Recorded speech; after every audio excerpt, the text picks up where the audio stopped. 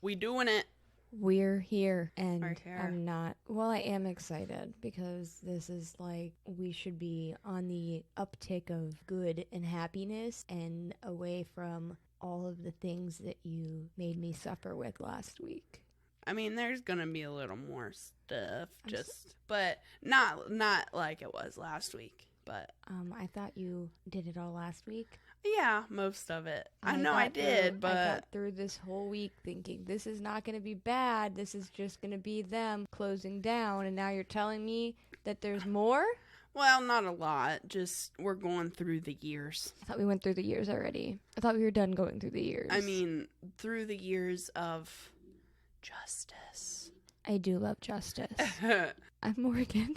And I'm Meara. And we are Mysteriosities.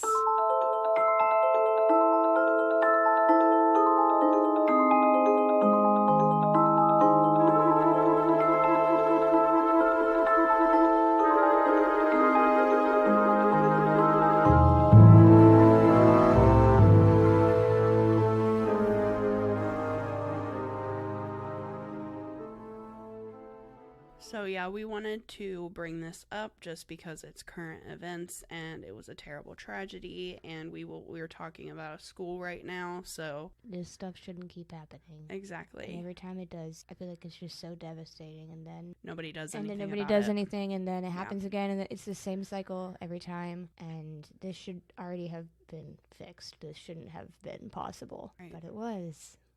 Just know that we're thinking of everybody. Yeah. Everybody who lost people, but even if you didn't, I still can't even imagine just being there. Right. And like that being your home and just knowing that it happened. And I don't know. That takes a lot for a city to recover from. Like even if you didn't know anybody directly. Yeah. But honestly, when I've been reading about it, I have only seen the gunman's name a handful of times, which I actually haven't seen it one time. I don't know his name. Yeah. I'm yeah, like, me don't too. Tell That's me what his I was going to say. I don't care about because I don't want to hear about him. The worst thing is to, what's the word I'm looking for?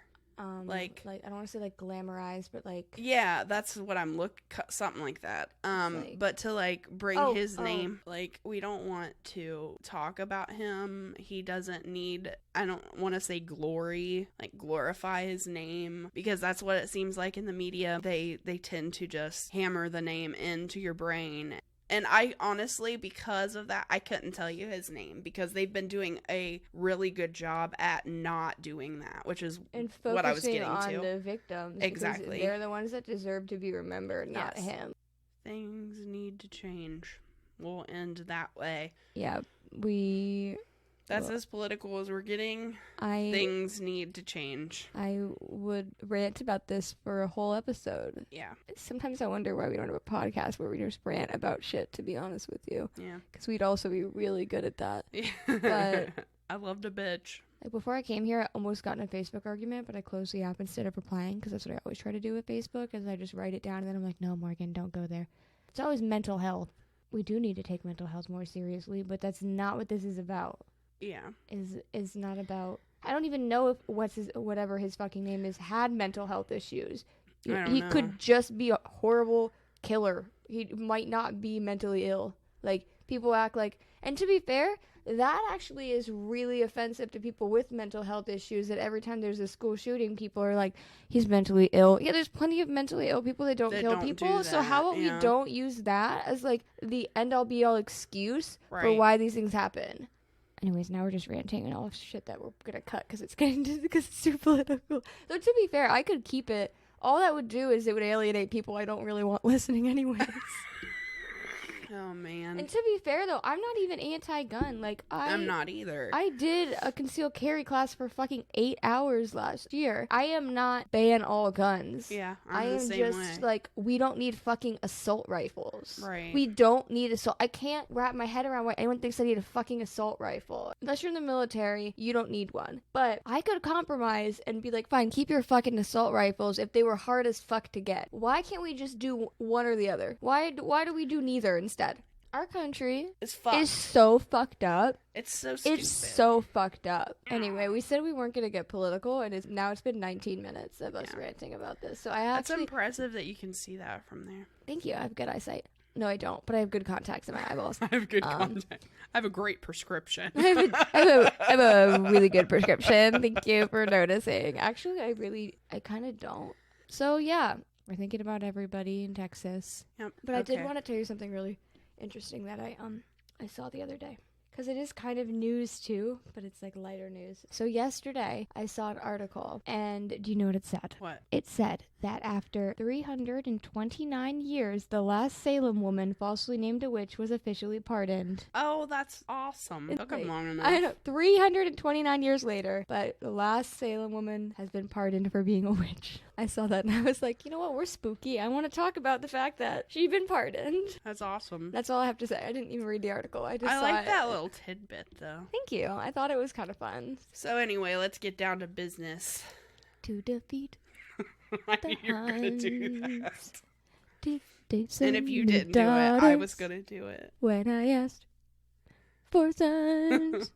But anyway, this is part 3 of the Dozier School. Just a short recap of everything. There was a lot of abuse and of all kinds in this horrible school, and it was open for 111 years. So let's get into the justice of it all, shall we? Multiple men who attended the school as boys in the 50s and 60s came out with their tales of violence about the school. So they're the ones who decided we are looking for justice, and they wanted to see the school shut down. The former governor, Charlie Crist, ordered an investigation to take place into the abuse and deaths of all of the boys. So the White House boys and former staff members of the school were interviewed by the Florida Department Law Enforcement, but they said that there wasn't enough evidence to support the allegations. Which, like, if a bunch of people are saying the same shit, is that not enough fucking evidence? Like, right. Yeah, you're not going to have physical evidence after all this time, but, like, I think you can trust people's words if a bunch of people are saying it. Yeah. In 1968, Florida Governor Claude Kirk visited the Florida School for Boys, where he found overcrowding and poor conditions, stating, in quotes, "Somebody should have blown the whistle a long time ago." Yeah, no shit. Like, 1902. Kirk found holes in the ceilings and walls, buckets being used as toilets, bunk beds crammed together due to the overcrowding, and no heat in the winter. But that was in 1968, those horrible conditions in 1968, which blows my mind. Corporal punishment was then banned at the school that same year. And then in 1969, a reporter for the Christian Science Monitor visited the school and found 16-year-old Jim in solitary confinement. Jim had eaten a light bulb and then used the glass diffuser from a lighting fixture to gash his arm a dozen times from wrist to elbow to get out of there. No. Isn't that terrible? No, thank you. That's it for me. This is the first time I'm saying it this episode, but I quit. I gotta go. In 1978, Jack Levine was teaching delinquent kids at a short-term residential center in Tallahassee when he heard about the Dozier School from the kids he was teaching. They told him it was a terrible place. He visited the school to see for himself by using his health and rehabilitative services credentials. He found an area at the back of campus with dark jail-like cells. He said it smelled of body odor and urine. He began speaking with a guard, asking if there were boys there and that he wanted to meet one. The cells were described as having top and bottom slip locks and bolts, but the one they tried to open was stuck. They had to bust it open. And there were people inside. Oh my God. Inside the cell, there was a very frail and frightened boy with a shaved head wearing no shirt and PJ bottoms. When asked, they didn't know how long the boy had been in there, but they knew it had been a while, especially since the fucking lock was stuck. I would like to disengage from this narrative. We're almost done. I don't believe you. I thought we were already done. I know. The guard stated that the boy was locked up for his own protection because the older boys were sodomizing him with a broom. They said his head was shaved because the boy had been pulling his hair out. It's called fucking trauma, is what that's called. No one helped him. They just gave him food. Like, way to go. I'm disassociating. They put him in solitary, which is a punishment because he was getting sodomized. So Levine became a well-known child advocate after this. He brought the conditions of the Dozier school to the attention of an ACLU attorney. In 1982, an inspection revealed that boys at the school were hogtied and kept in isolation for weeks at a time. In 1983, the class action Bobby M. lawsuit was filed on behalf of the students at the Dozier School and 2 other state reform schools. This case was involved in the courts through the terms of 3 Florida state governors. In 1985, they found that boys were tortured by being handcuffed and hung by the bars in their cells for sometimes over an hour. Guards stated that this order came from their superiors and this was the routine. Yeah, I'm sure they're like, yeah, that's really procedure. So you teach people lessons, you fucking handcuff them to cells. Right. Couldn't like give them a stern talking to or something. The night before the 1987 trial, the state settled and agreed to reduce the amount of boys kept at the school and another juvenile institution. Okay. In 1993, a horrible attack happened where teenagers attacked 2 people at a rest stop, and one of the people died. Because of this, in 1994, Governor Lawton Chiles asked the court to throw out the population caps at the Dozier School for Boys. Look. So that they could keep putting boys in there. Like, I'm just saying. I said it in part 1. I'll say it again. Put them in jail. Just put them in jail. If someone does something horrible like that, then put them in jail. Like, you don't need a school that's torturing people. You can just put people who are doing horrible, violent things in jail. Or just fucking change your ways in schools, because I'm sure there are schools like that all over the U.S., right? That don't have that happen. I mean, there are reform schools, and reform schools in my brain have always been like, parents send you there if like they are having difficulties controlling you, like if you're skipping school or sneaking out or drinking a lot or like, you know, doing like teenage things. Right. But like to an extreme that they can't control, and you need kind of like straightened up. Like, yeah, still a little bit like militaristic, you know, stuff like that to kind of like, you know, get you on the straight and narrow if you're out of control. But I think that line ends there, and then if people are breaking laws more than just like stealing, I guess some law breaking could still go to a reform school, like petty stuff, you know what I mean? Yeah. But if you get into violent stuff, they should just go to jail. Right. And then reform schools should not be torturing you. Jails don't torture people either. If you're just in jail. If you're adult enough to take a human life, then you're adult enough to serve the time for it. Exactly. Like, that shouldn't be going to a reform school. That should be going to prison. And reform school should stay a school. So we're gonna time jump. In 2006, Straley, which he was one of the boys that I covered. Right. He began searching for information on the school he once attended. He found Roger Kaiser, who was also another boy that I covered. Mm-hmm. He found his tellings of his horrible trauma that he went through while attending Dozier online. Okay. He had like a blog or whatever. And then so Straley contacted Roger Kaiser and found out that other survivors of the boys' school had been contacting Kaiser as well. They had a little connecting moment. They had a little get together. So they began working together through email and phone to gather as much information as they could from all of the different tellings and from archives and newspapers and everything that was covered. So in 2008, a couple years later, Kaiser and Straley reached out to filmmaker, writer, and civil rights activist Michael O. McCarthy. Which, if that's not a fucking Irish name, I don't know what is. You got a Mick and an O? You got a Micko? O. McCarthy. That's, yeah. It's pretty Irish. So, O. McCarthy was a fellow Floridian who had done some exposure work on another incident that happened in Florida. And so they contacted him. They asked him through email if he would help expose the atrocities of Dozier. I see cat paw. It's Arthur. You're joking. No. Hi, Arthur. You're joking. This is a joke. No, it's Arthur. It's Arthur? Arthur has never been this close to me before. I feel like I can't even move. Hi, Arthur. He's sniffing your sweater. I know. I'm freaking out. We're back. But that was unbelievable. I know, right? I can't stress enough that I've not been in the same room as this cat. So, once they emailed him, they found out that O. McCarthy had actually been at Dozier as a teenager in the late 1950s and suffered the same as the victims that he was told about. And O. McCarthy was hesitant at first because it was bringing up horrible memories for him, but he ended up reaching back out to them him, and they decided to create a website for Dozier survivors to reach out to them and share their stories. Just a way to compile all of those stories into one. Once collecting all of the stories from the survivors, they began to reach out to the media for exposure. So once all of this was done, O. McCarthy knew he had to find someone in authority to listen to the survivor stories. So he found Gus Barrero. He was a new employee at the Florida Department of Juvenile Justice, which I didn't even know that was like a department. Wouldn't it be fun if we lived in a world where that didn't have to be? Yeah, that's true.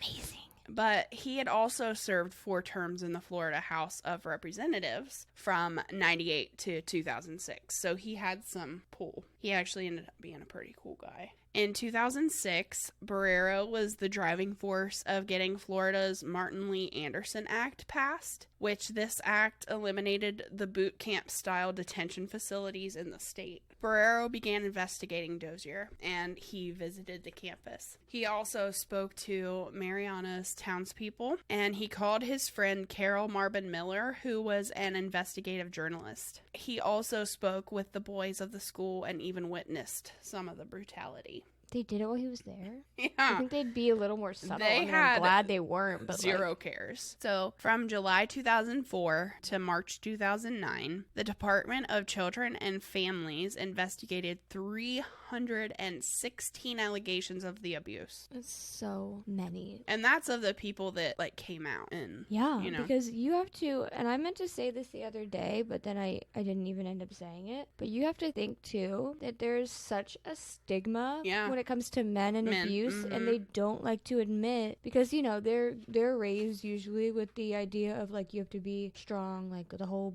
boys can't cry, like don't show emotion stuff. There's such a stigma to men admitting to abuse, which is unfortunate. So of these allegations, only 17 were verified to be factual. 33 were determined to have some indicator of legitimacy.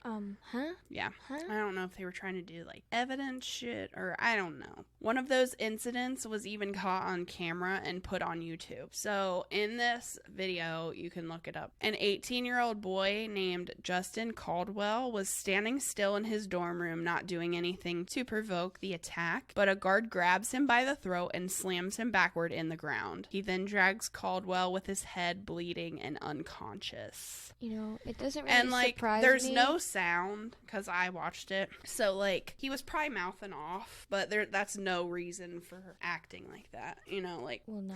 There's using that brute force. It's stupid. But it doesn't really surprise me that this school ended up closing when we were getting to the height of you can't hide shit. On TikTok now that there's TikTok and stuff, right? And Instagram lives, you really can't hide shit. You can't get away with anything. But even when YouTube was coming up, it gets harder to get away with your bullshit because you can be found out for it now more than ever. But even back then, that was starting. It's easy to do in the 50s. You have to be there to see it, or it didn't happen. Right. 2 months after this incident, the school superintendent and that guard were fired. Good. Which I'm 2 months. That's true. That's a little bit too long. Studies showed that rehabilitation facilities for young troubled boys that had fewer than 150 children only had 6% get into trouble to be sent back, but at overpopulated facilities like the Dozier school, the rate of the boys coming back was almost 30%. And that's what I'm saying. Some of them could be effective if you're doing it properly. Right. They don't have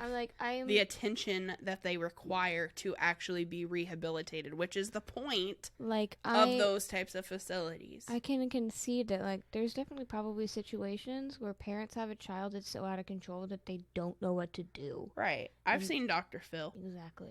So studies have also shown that many of the children who lived through the horrible happenings from the Dozier school in the 50s and 60s went on to live a life of crime. After being at the school for 14 14 months, Leon Holston went on to kill 3 young boys. Oh my God. Roger Lee Cherry, who was another boy at the school, he ended up murdering an elderly woman. Oh my God. Robert Hendricks shot a man and slit his wife's throat. Jesus Christ. Don Duncan murdered his fiancée. He broke a knife off in her back in front of her 13-year-old daughter. No. So these are some of the boys that went to the school that went on to. So I do have to ask, but I'm not sure you know the answer. I probably don't, but okay. Do you know what they did to get sent to the school? No. Okay, because I was going to say, I didn't know if that would be an example of, like, they assaulted somebody to be sent there, and then they killed somebody. So, like, in that, I would say they should have gone to jail. The book that I read, I feel like she covered it pretty intensely, so I feel like that's something she would have included if she knew for sure. Which, I mean, you could probably get a hold of, like, well, I don't know, because the records were shit. I'm just curious because, like, to me, if somebody got sent to Dozier for, like, smoking cigarettes or, like, breaking curfew, and then they murdered an elderly woman, I'd be like, damn, Dozier fucked them up. I mean, Dozier fucked people up regardless, but I feel like it's different if they, like, assaulted somebody, got sent to Dozier,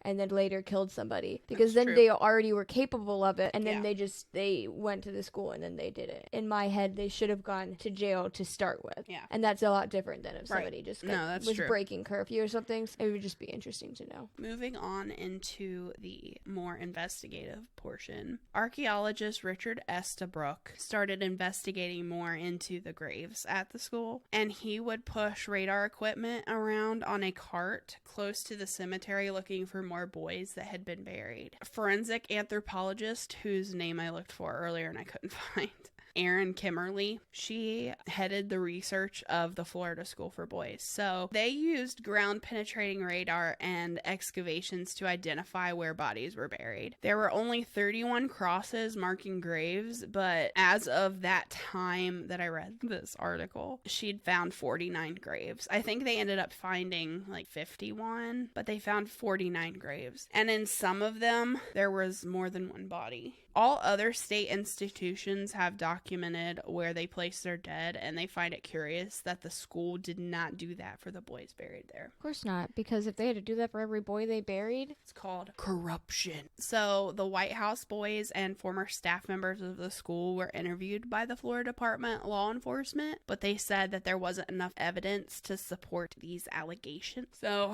Kimberly stated in order to identify the bodies and determine the cause of death, they would have to exhume them, and this is something that they can only do if a family member requests it. August 6th, 2013, Governor Rick Scott and the Florida cabinet issued a permit that allowed the University of South Florida's anthropologists and archaeologists to excavate and examine the remains of all boys buried at the school. Exhumations of the bodies began August 31st of the same year. They were getting shit done. So then, let's get into some of the people that didn't believe this was true. This is a short one, so. It better be short fucking list. A lot of the citizens of Mariana believe that the stories told by the media are only one-sided and the reports made are not true. Well, that doesn't surprise me because you said last episode that they got townspeople to, like, capture people who had escaped. I don't want to say they were, like, complicit because they didn't know, but, like, they were responsible for sending people back. So they probably wouldn't want to believe it because they don't want to believe that they helped send people back there who had escaped. So Royce Reagan, the 2002 Citizen of the Year, a former school band director, stated, in quotes, "This is a great town to live in, and the people that are alive and well don't like what's been going on, and it's not the truth. The truth is at the courthouse, in the records. It is at Dozier, in the records. As a citizen of Jackson..." What records, bitch? Right. As a citizen of Jackson County, I think we need to reverse this a little bit and quit letting outsiders come in here and stir up something that is not the truth. Citizen of the Year, so he knows 2002 everything. Citizen of the Year. And just wait, I have another Citizen of the Year that has... Maybe Citizens of the Year should shut the fuck up. Just a suggestion. And then Dale Cox, author, area historian, and the 2012 Citizen of the Year. Oh my God. God. Claimed that all of the allegations that have been made have no factual basis behind them. He stated, in quotes, "The media should afford the people of this community the same treatment that you give a bunch of former juvenile delinquents who come up here and make wild allegations that have been proved to be incorrect." I don't know who decided there should be Citizens of the Year, but I feel like we should not have them. I've never been a Citizen of the Year. Yeah, how do you get nominated for that? Right. Is the bar really, really low? Like, you don't believe abuse claims, and maybe it's just a Florida thing, Mariana thing, and you like to wildly just throw your weight around. You're gonna love this guy even more. Are you ready? No. He even wrote a book which was basically a rebuttal to all of the stories and accusations that were made about the school. What a waste of paper. Like, what does that do for you? Nothing. Someone revoke his Citizen of the Year award. It's so stupid. Okay, so into the justice kind of thing of it all, I guess you would say. What happened? In April 2007, Florida Department of Juvenile Justice Secretary Walt McNeil fired the superintendent of the school and an officer after an investigation like I talked about with that boy. Right, the one that was on YouTube. Yeah, he wanted to change a culture.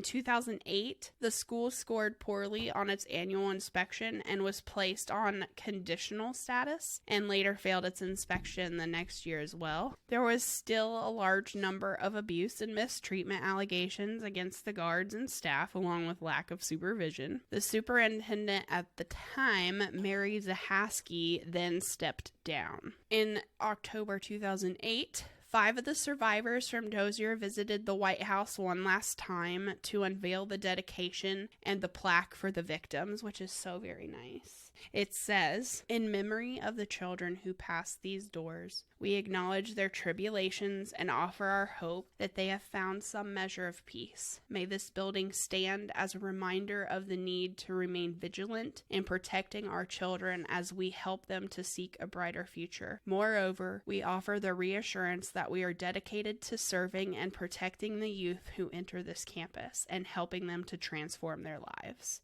And you can see pictures from that of the former boys there, which it was like a super emotional time. Or we could burn it down.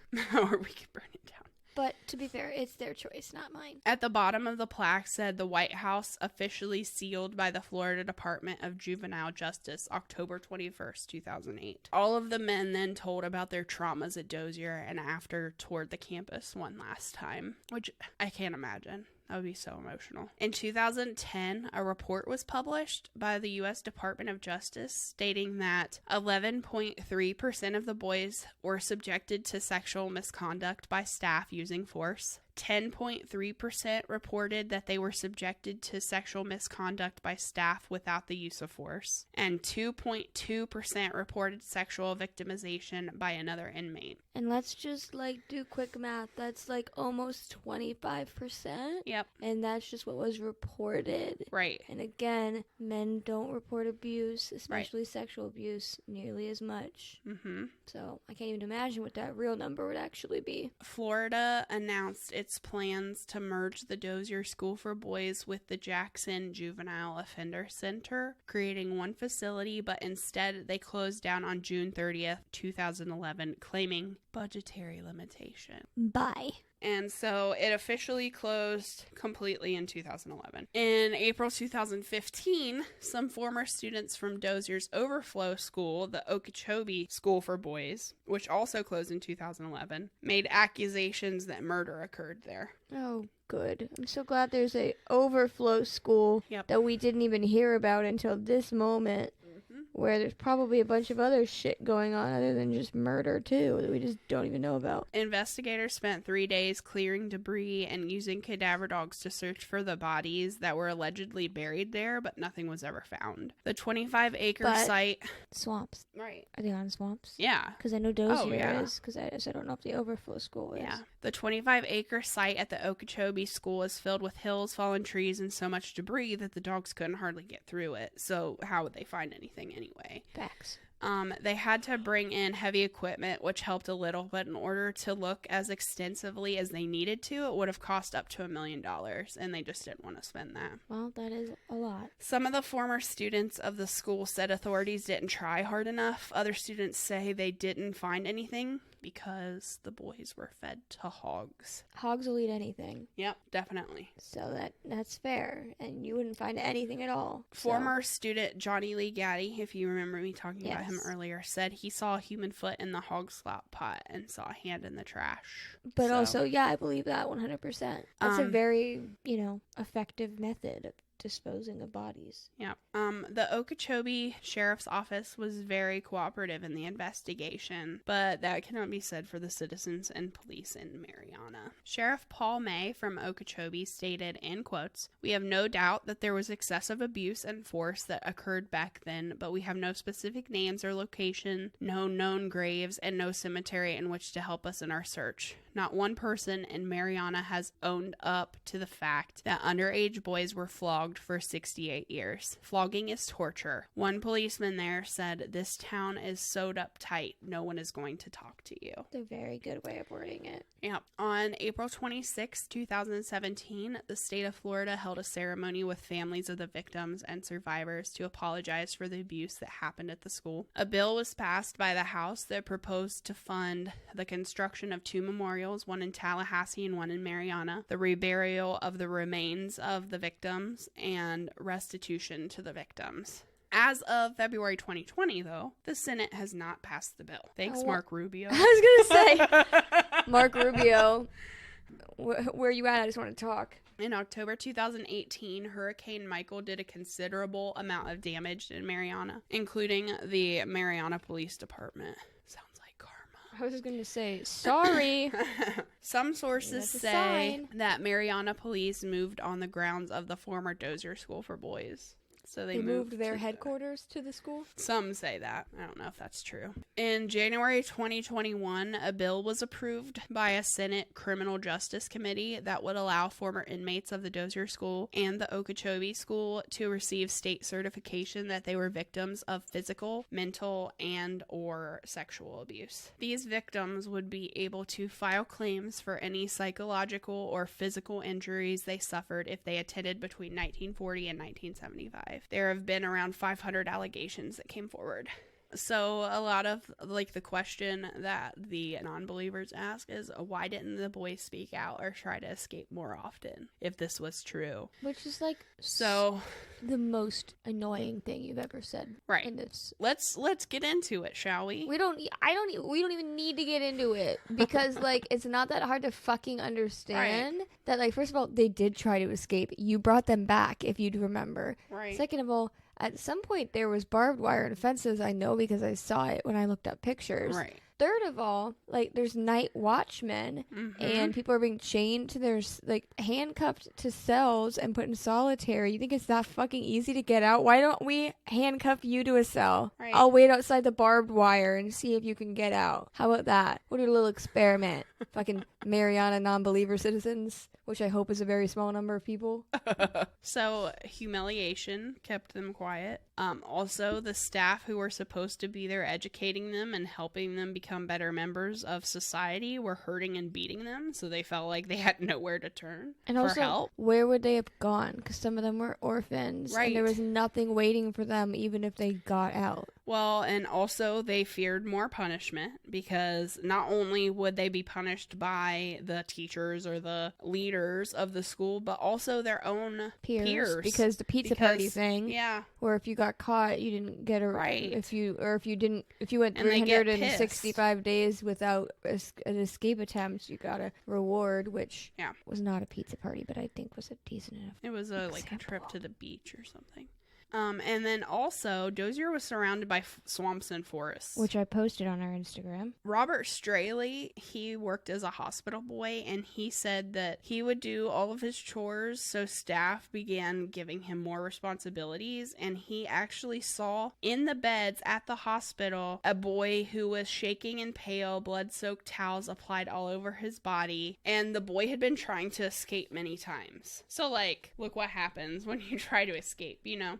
People I don't think you didn't tell one story of somebody successfully escaping. Right. So, like, why there'd be a point where you'd be like, you can't do it. There's no point. And Straley heard the men that were outside speaking on the other side of the door while he was working in the linen closet, saying that the runner will end up in the swamp and won't be coming back. Anytime a boy would disappear, then the school would send a letter to the parents saying that their son had ran away and not been found. Sometimes the parents would question this, others would not. Or like you said, there's, nobody to tell. And then sometimes the boys didn't have parents, like you said, and saying the boy ran away was an easy out for the school because no one cared. And they wouldn't have to put it in their so-called records that they suck at. That got burnt in a fire. And then here is what I was looking for the other time. The school got help from residents of Meara. Whenever they set off the siren, they offered anyone turning in a runaway a reward. It was usually around $50. Which is probably why people are coming out and being like, no, these people are liars because you helped bring them back. Right. So for $50. For the non-believers, that is why more boys didn't come out at the time. And also, when you're older, you have a little bit more believability or authority just because you're an adult. And it's also easier to come out against something that you're no longer experiencing. Exactly. And it has no ability to hurt you. Exactly. So like, good for the people that came out and shared their terrors, because that's not easy. And not only is it not easy, but yeah, then you're dealing with people who are then calling you a liar. Right. Like, it took you that long to come out and like... And that's its own form of trauma anyway. Like, people not believing you for the shit that you experienced. Like, it's bad enough it's traumatizing enough dealing with that and then surviving it and then being like, I'm going to come out. I'm going to try to get this stopped. I'm going to get them closed. I'm going to make sure people know what happened. And then people are like, you're lying. And like, there was a lot. I mean, I read the book that I said, and I'll just say it again. Hold on. The Dozier School for Boys, Forensic Survivors and a Painful Past by Elizabeth A. Murray, PhD. And I linked that in the show notes for part 2, and I'll link it again for part 3 as well. But there was a lot in there, like, that I didn't even cover. But I read the whole thing, and some of the tales of the boys, like, when they were older, saying, like, what they still experience, like, the nightmares and the... Yeah, that doesn't go away. Yeah, it doesn't go away. And a lot of them don't have the ability to be close to anyone because of this. They don't experience trust. They don't trust anyone because of this. Like, it's ruined lives. Yeah. So, yeah, it was a pretty powerful story, and it's really sad. I can't believe it took that long to get it shut down. 2011. It just seemed like another brush off by the government. Everything's a brush off by the government. Yeah. Everything's a brush off by the government. Didn't want to have to put the time and the effort into finding other ways to rehabilitate boys or... And people in America, government in America don't like to admit to doing something wrong or that something's supposed to be perfect. Something that they're doing could be improved or could be better or is causing harm. Obviously, what we talked about at the beginning of the episode, just another example of people not wanting to admit that current methods are causing harm. Right. And death. And destruction. And so much mentally, trauma, physically, so much trauma to live with. The point is, like, as we talked about at the beginning of the episode and now, the government just doesn't like to admit any fault. And if something is like comes out and it's like could be considered their fault, no, it doesn't get changed because it takes fucking 100 years for them to even admit that it happened. Swept under the rug. It's ridiculous. So fucking ridiculous. But that was it for that. We survived. We survived. Let's not talk about children being abused for a while. Thank you. We will not. Thank you. So I will not be having any cases to do with children for a while. Thank you. I'm doing something very light my next episode. Well, all things considered. Yeah. My next episode is not light, but it's also not about children. Okay, well, we'll take what we can get in that regard. Yeah, so, all right. So we did it. We made it until the end. We made it here. We don't have to talk about it anymore. No. But I'm very glad that it's closed and that hopefully, if you're listening to this and you haven't heard about it, now you know. I feel like it's always important to know these things, like, because I hadn't heard of it at all. Me neither until Cameron. So gotta get it out there. So because maybe that will make Mark Rubio do his job. I don't know, or DeSantis, whatever. All right. So if you want, you can follow us on social media. Not you looking at me like... Go ahead, it's your turn. Okay, yeah, so just, like, follow us on Instagram, TikTok, Twitter, Facebook page, YouTube channel. If you want to go over there, that's a fun place to be, especially when we start doing more live episodes around the bonfire, which hopefully we'll do another one soon. Yeah. Because that was fun. That was fun. And, yeah, rate and review us, please. Please, please, please. If you could do two things this week after listening to this episode. If you could tell one person about us that you think might be interested, and if you could rate and review us on whatever you're listening on, then that would be those are your two little taskies if you feel like doing something extra. And if you tell more than one, that would be even better. Well, yeah, but I'm trying to, no, I know. Small goals. If you do tell somebody, let us know. Send us a message or something, and we'll shout you out. Yeah, definitely. We'll give you a shout out. Send us a little message. Be like, "Hi, I'm so-and-so, and I just told my friend so-and-so about y'all, and we'll say hello next episode." Yeah. Well, and I won't say next. I won't claim next episode, but like.